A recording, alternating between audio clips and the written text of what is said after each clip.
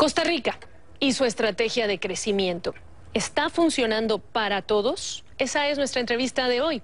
Y es que Costa Rica le ha apostado fuertemente al comercio exterior, creando una importante plataforma con 11 tratados de libre comercio con países como Estados Unidos, China, otros en Centroamérica, más recientemente México, Singapur, y está negociando más con naciones europeas, por ejemplo, o con Canadá. Ha logrado además mantener un sólido crecimiento económico después de una contracción sufrida en el año 2009. Y como ven, supera ese crecimiento económico, pues el 4%, superó el 5% el año pasado. Para este 2013, el Fondo Monetario Internacional anticipa un crecimiento de 4,2%. Este es muy cercano a la expectativa de economistas que fueron encuestados por el Banco Central de Costa Rica, de 4,1%, la estiman estos otros economistas. Este crecimiento, sin embargo, no parece traducirse en beneficios para todos los costarricenses. La desigualdad de ingreso de los hogares, por ejemplo, entre los años 2000 y 2010, un dato que mide el coeficiente Gini, no se redujo, de hecho aumentó. Y junto con Honduras y Uruguay, Costa Rica vio esa brecha crecer, esto según datos del Banco Mundial. También la pobreza no ha bajado significativamente en por lo menos 20 años. Según el organismo, la tasa de incidencia de pobreza afecta al 20,6% de la población, y ello pese a un fuerte aumento en el gasto social del gobierno. Ahora, el tema es particularmente delicado, importante, si consideramos que ya en el primer trimestre de 2013, el ritmo de crecimiento económico en Costa Rica fue el más débil que se reporta desde el año 2009. Un escenario de debilitamiento tendría implicaciones en el empleo, en la lucha contra la pobreza, entre otros.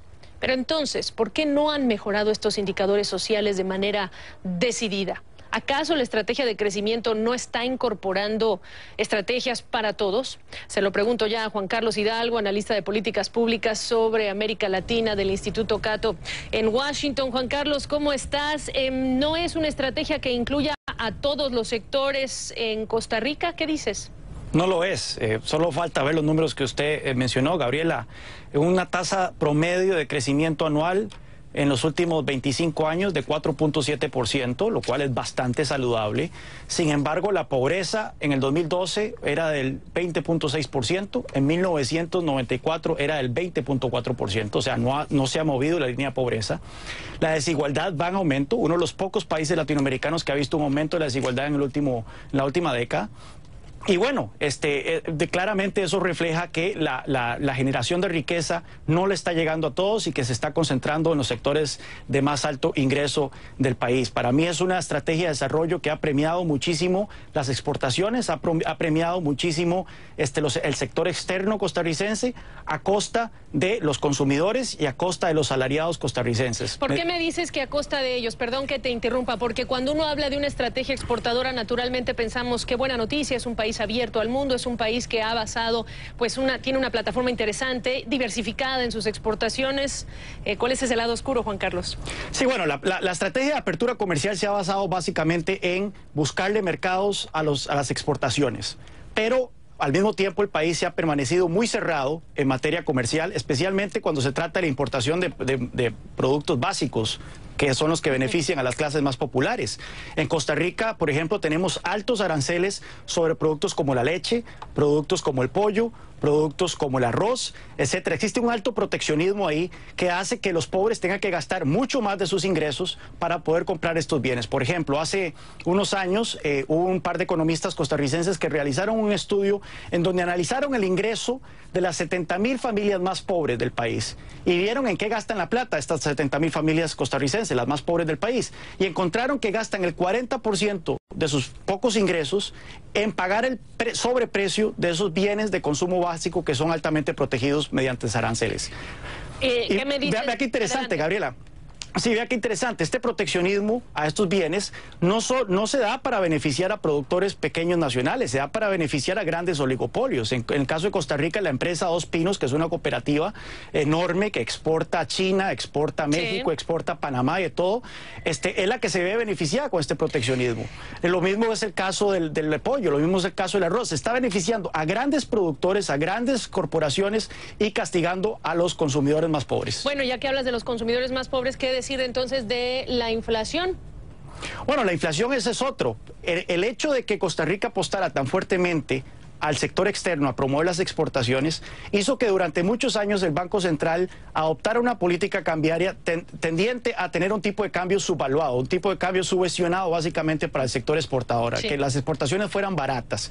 Esto incluso lo confesó ahora en Semana Santa el presidente del Banco Central de Costa Rica, que en una entrevista en La Nación, el principal periódico de Costa Rica, dijo que la política monetaria de los últimos 30 años de Costa Rica va dirigida a subvencionar a los exportadores y a grandes sectores poderosos del país. Bueno, resulta que la inflación en los últimos 20 años en Costa Rica, el promedio anual ha sido del 11.6%, una inflación sumamente alta que definitivamente castiga a los que menos tienen. Cada año el asalariado costarricense en promedio se le resta un 11% de sus ingresos y constituye un subsidio básicamente a este sector exportador y a los grandes sectores económicos del país. Que incluso en esos términos lo mencionó revisando la declaración en su momento del presidente del Banco Central, Rodrigo Bolaños. Ahora, estás hablando de proteccionismo, estás hablando de inflación, pero déjame regresar al inicio de lo que yo hablaba, que es esta desigualdad, este combate a la pobreza. Estás hablando de un gobierno, en los datos que yo investigué, que el gasto público en la década del 90 y hasta el 2000 subió hasta un 70%, Juan Carlos. Es una gestión ineficaz de los recursos, creció el aparato burocrático en tiempos de otros expresidentes, no la presidenta actual Chinchilla, y se mantuvo esa tendencia. ¿Qué pasa en este otro frente? Bueno, sí, básicamente durante el gobierno de Óscar Arias el gasto subió dramáticamente. Óscar Arias dejó el país al borde de la bancarrota. De ahí que la presidenta Chinchilla lo primero que hiciera llegar al poder fuera buscar un enorme paquete de impuestos que por dicha no fue aprobado. Pero vea qué curioso, en Costa Rica tenemos 44 programas contra la lucha contra la pobreza. 44 programas gubernamentales para luchar contra la pobreza. Y aún así la pobreza no ha logrado bajar del 20% en los últimos 20 años. Y es que una de las razones principales también, para mencionar otro factor detrás de esta situación, es que en Costa Rica es uno de los países más hostiles a la empresa privada, a generar empresa en América Latina. Nos encontramos, según el índice Haciendo Negocios del Banco Mundial, en la posición 128 entre 185 economías en qué tan fácil es abrir un negocio. Pero ha estado disminuyendo, hay que hacerle justicia. Yo simplemente debo decirlo, según el dato del Banco Mundial, mejoró en el último año. ¿Podría mejorar más rápido? Claro que sí, pero debo decirlo, Juan Carlos. Gabriela, el apartado en particular sobre Haciendo Negocios empeoró 3 lugares el año pasado. En general, el ranking total sí mejoró en algunos lugares, pero el apartado especial sobre cuánto toma abrir un negocio en Costa Rica empeoró en 3 lugares. Y es que para en Costa Rica abrir un negocio se requieren 60 días de trámites, permisos, patentes y demás, y eso no ha mejorado en lo absoluto en el país.